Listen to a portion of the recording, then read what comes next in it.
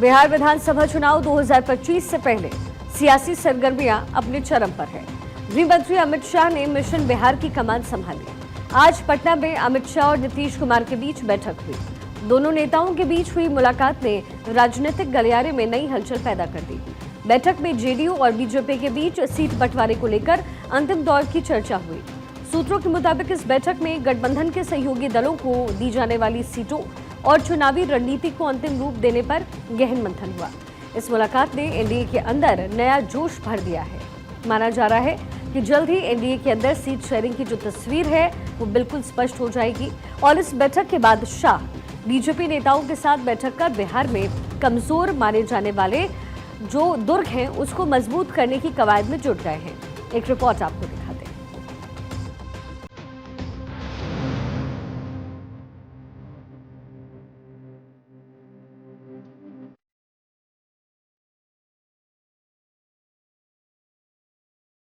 बिहार के रण में बीजेपी के चाणक्य की एंट्री। तेज हो गया घमासान, बिहार का चुनावी गेम ऑन। शाह से मिले नीतीश, सीट पर कब डील होगी सीट।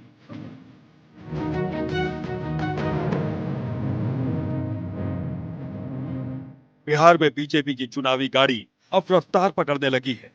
गृह मंत्री अमित शाह पूरे बिहार को साधने निकल पड़े हैं। यानी आसान शब्दों में कहें तो अब विधानसभा चुनाव की कमान खुद अमित शाह ने संभाल ली है।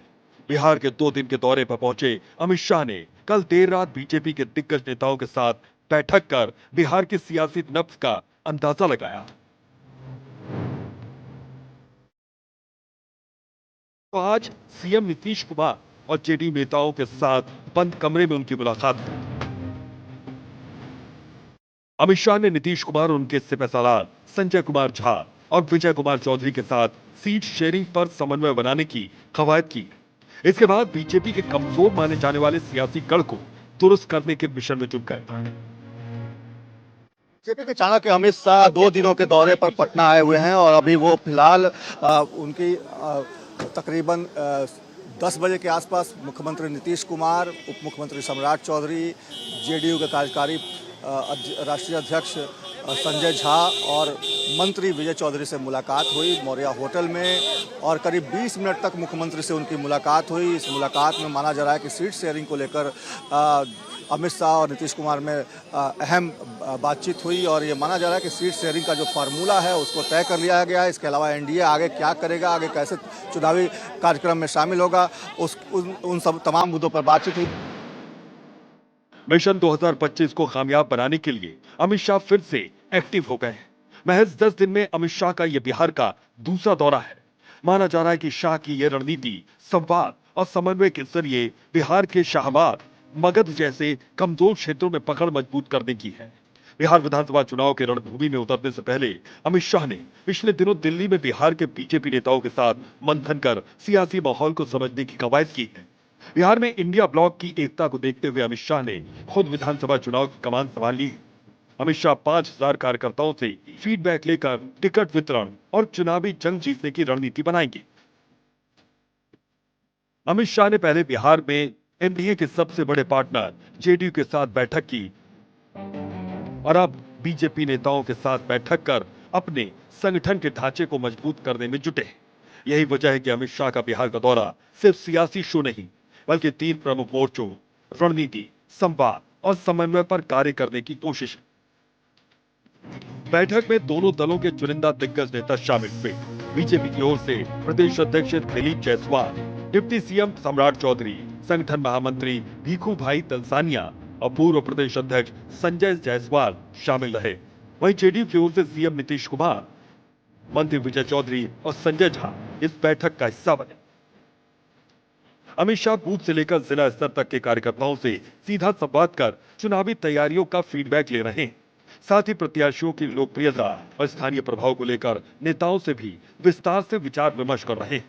यह विधानसभा चुनाव में जीत की रणनीति की मजबूत आधारशिला रखने की रणनीति है। गृह मंत्री अमित शाह का फोकस इस बार बिहार के 2 कमजोर क्षेत्रों शाहबाद और मगध पर है। क्या एनडीए की स्थिति चिंताजनक रही है? 2024 के लोकसभा चुनाव में शाहबाद के जिलों में खाता भी नहीं खुला। शाहबाद के 4 जिलों में एनडीए का कोई प्रत्याशी जीत नहीं सका। 2020 के विधानसभा चुनाव में भी एनडीए को सिर्फ 2 सीटें मिली। विपक्ष की मजबूत मौजूदगी ने यहां एनडीए को बार बार चुनौती दी है। बता दें, साल 2015 के विधानसभा चुनाव में एनडीए को 22 में से 6 सीटें मिली, जबकि 2019 के लोकसभा चुनाव में चारों सीटें जीतकर जोरदार वापसी की। लेकिन 2020 के विधानसभा चुनाव में प्रदर्शन गिर गया और एनडीए सिर्फ 2 सीटों आरा और बड़हरा पर सिमट गई। 2024 के विधानसभा उपचुनाव में तरारी और रामगढ़ जीतकर बीजेपी ने थोड़ी राहत जरूर पाई, लेकिन उसी साल लोकसभा चुनाव में चारों सीटें गंवानी पड़ी। इसलिए इस बार बिहार चुनाव से पहले ही शाह बूथ स्तर के कार्यकर्ताओं से भी संवाद कर सियासी नब्ज को समझने की कोशिश कर रहे हैं। वहीं इस बैठक के बाद सासाराम में कार्यकर्ता सम्मेलन के दौरान गृह मंत्री अमित शाह ने राहुल गांधी और तेजस्वी यादव की यात्रा पर जमकर निशाना साधा। अमित शाह ने राहुल गांधी और तेजस्वी यादव की यात्रा को घुसपैठिए बचाओ यात्रा कहा और घुसपैठियों को वोट और रोजगार देने का विरोध किया। उन्होंने कार्यकर्ताओं से घर घर जाकर लोगों को समझाने का आग्रह किया कि अगर एनडीए की सरकार नहीं बनी तो हर जगह घुसपैठिए नजर आएंगे। यात्रा का विषय था जो बांग्लादेश से घुसपैठिए आए हैं उनको बचाने का विषय था। यहां इतने सारे लोग हैं, आप किसी का वोट कटा है क्या? अरे जोर से बोलो, कटा है क्या? तो किसका कटा है? जोर से बोलो, किसका कटा है? ये राहुल गांधी की यात्रा घुसपैठिया बचाओ यात्रा थी। वहीं अमित शाह ने आरजेडी के भ्रष्टाचार और नरेंद्र मोदी के 24 साल के शासन के बीच तुलना की। उन्होंने कार्यकर्ताओं से निवेदन किया कि वो जनता के बीच जाएं और एनडीए को फिर से मौका देने की अपील करें, क्योंकि यही बिहार के विकास का रास्ता है।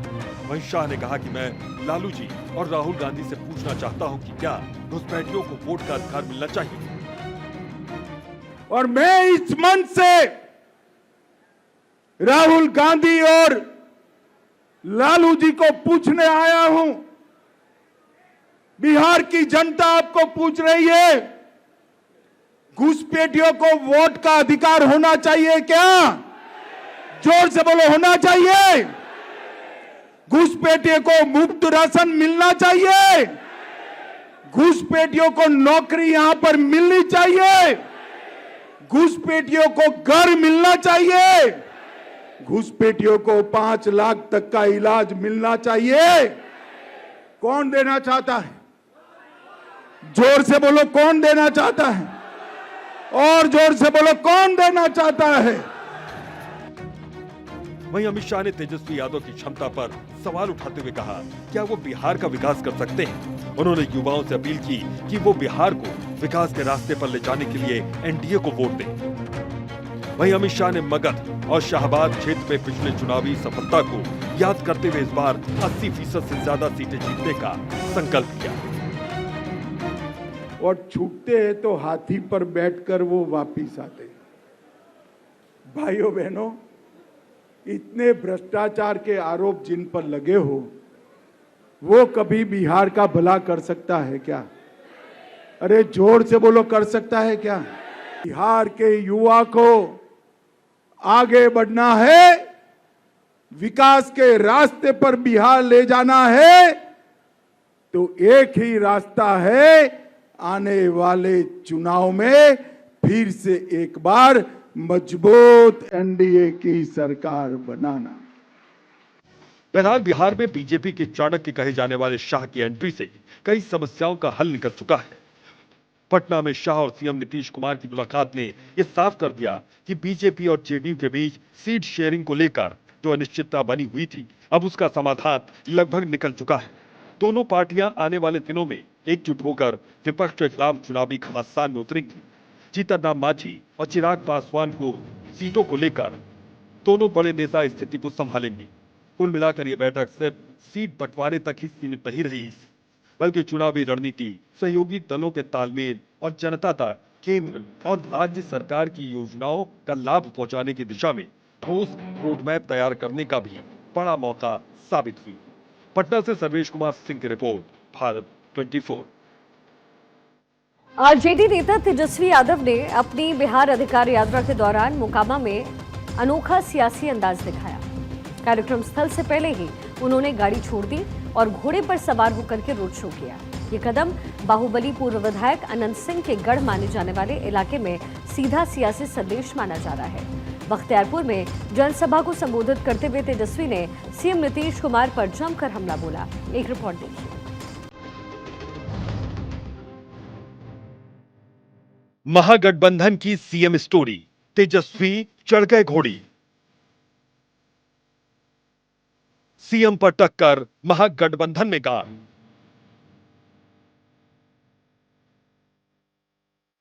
मजबूत हुए तेजस्वी तो सिर्फ यादवों का बेनिफिट। कांग्रेस नेता राहुल गांधी की वोटर अधिकार यात्रा के बाद बिहार की राजनीति में अब सबकी नजरें महागठबंधन के युवराज कहे जाने वाले तेजस्वी यादव पर टिकी है। सीएम फेज की परछाई में अब वो खुलकर मैदान में उतर गए। तेजस्वी ने जहानाबाद से बिहार अधिकार यात्रा का आगाज किया। तेजस्वी की यात्रा का आज तीसरा दिन है। यात्रा का रोड मैप विधानसभा चुनाव को ध्यान में रखकर बनाया गया है, जिसके चलते तेजस्वी 5 दिनों में 10 जिलों की सियासी जमीन की नब्ज को समझने की कोशिश करते नजर आएंगे। विधानसभा चुनाव से ठीक पहले तेजस्वी यादव की बिहार अधिकार यात्रा के जरिए सियासी माहौल बनाने की रणनीति मानी जा रही है। बिहार विधानसभा चुनाव को देखते हुए आरजेडी ने तेजस्वी की यात्रा का रूट मैप बहुत ही रणनीति के साथ बनाया है। तेजस्वी अपनी 5 दिन की बिहार यात्रा से 10 जिलों की 66 विधानसभा सीटों को साधने की कोशिश करते नजर आ रहे हैं, तो राज्य की कुल 242 सीटों का 27% है। तेजस्वी की यात्रा के रूट मैप में सियासी दांव छिपा हुआ है। आरजेडी नेता तेजस्वी यादव बिहार के जिन 10 जिलों से होकर गुजरेंगे, उनमें 66 विधानसभा सीटें आती हैं। यह बिहार की कुल 243 सीटों का 27% होता है। 2020 में इन 66 सीटों पर नीतीश कुमार के नेतृत्व वाले एनडीए और तेजस्वी यादव के नेतृत्व वाले महागठबंधन के बीच लगभग बराबर की लड़ाई थी। सुपौल जिले में महागठबंधन का खाता नहीं खुला था, तो जहानाबाद में एनडीए को भी एक सीट नहीं मिली थी। बात 5 दिन की यात्रा के दौरान सीटों को कवर करने की करें तो पहले दिन यानी कि 16 सितंबर की यात्रा को उन्होंने 3 सीट जहानाबाद की और नालंदा की 7 सीटों को कवर किया था। यात्रा के दूसरे दिन 17 सितंबर को पटना की 14 सीट और बेगूसराय की 7 सीट को कवर किया गया। आज खगड़िया की 4 सीट और मधेपुरा की 4 सीट को इस यात्रा के जरिए कवर किया गया। चौथे दिन यानी कि 19 सितंबर को सहरसा की 4 सीट और सुपौल की 5 विधानसभा सीट को कवर किया जाएगा। 5वें दिन 20 सितंबर को समस्तीपुर की 10 सीटों को और वैशाली की 8 सीट को कवर करने का प्लान है। इस यात्रा में तेजस्वी ने पटना, नालंदा और जहानाबाद में ताबड़तोड़ रैलियां की हैं, लेकिन सबसे ज्यादा चर्चा में रहा उनका मोकामा विधानसभा में घोड़े पर सवार होकर प्रवेश, जहां उन्होंने पूर्व बाहुबली विधायक अनंत सिंह के गढ़ में उन्हें ललकारा है। बता दें कि अपनी इस यात्रा के जरिए तेजस्वी आरजेडी कार्यकर्ताओं में नया जोश भरने की कोशिश कर रहे हैं। बख्तियारपुर से बेगूसराय जाते समय तेजस्वी ने बाढ़ और मोकामा के बीच अपने रथ से उतरकर घोड़े पर सवारी की।